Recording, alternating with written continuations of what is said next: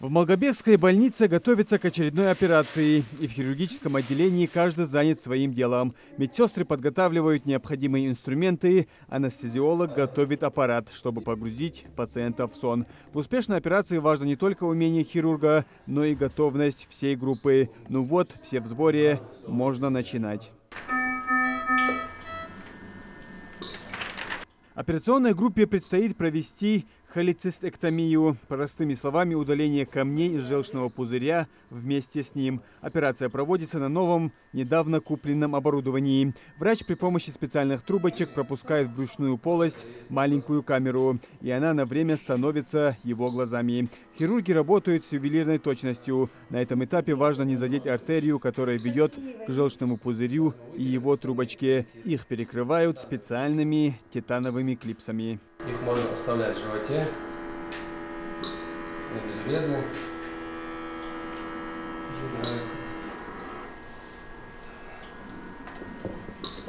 Сейчас их накладывать. Ну вот, основная работа позади, можно разрезать трубочку и вену, а пациент уже окончательно распрощается с желчным пузырем, а вместе с ним и постоянными болями в животе. Теперь уже последний штрих. Вот это и называется холецистэктомия. Все, мы удалили желчный пузырь. Операция прошла в штатном режиме. Пациентка уже просыпается, чувствует себя хорошо. Она обратилась как в экстренном порядке, мучилась давно. Выраженные боли в правом подреберье, изжога, горечь во рту. Боли повторялись после каждого приема пищи.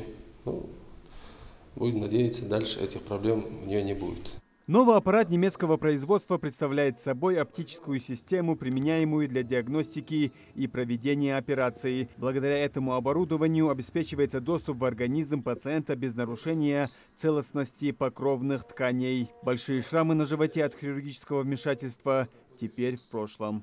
Это самый лучший аппарат на сегодняшний день, считается самый распространенный. Это аппарат для эндоскопической операции. На нем можно проводить практически все виды операций, не только общехирургические, но и урологических, и гинекологические операции. Все зависит от возможности клиники, от мастерства хирурга. Пациент не имеет больших разрезов на животе, рубцов послеоперационных, спаечных процессов, как при открытых операциях.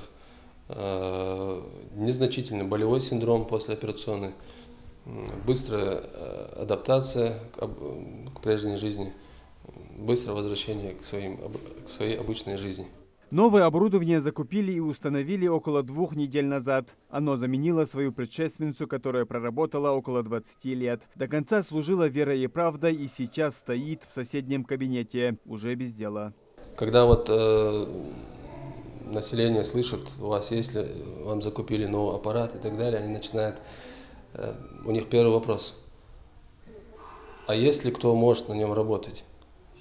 Естественно, есть. Практически каждый хирург в нашей больнице может с этим аппаратом обращаться и работать. Но, естественно, год за годом мы будем наращивать и наращиваем спектр наших операций, расширяем объем операций. В современной медицине значительное число операций на органах брюшной и тазовой полостей проводится именно такими аппаратами. Сейчас в Малгобекской ЦРБ в отделении хирургии наблюдаются около 16 пациентов, которые уже прооперированы.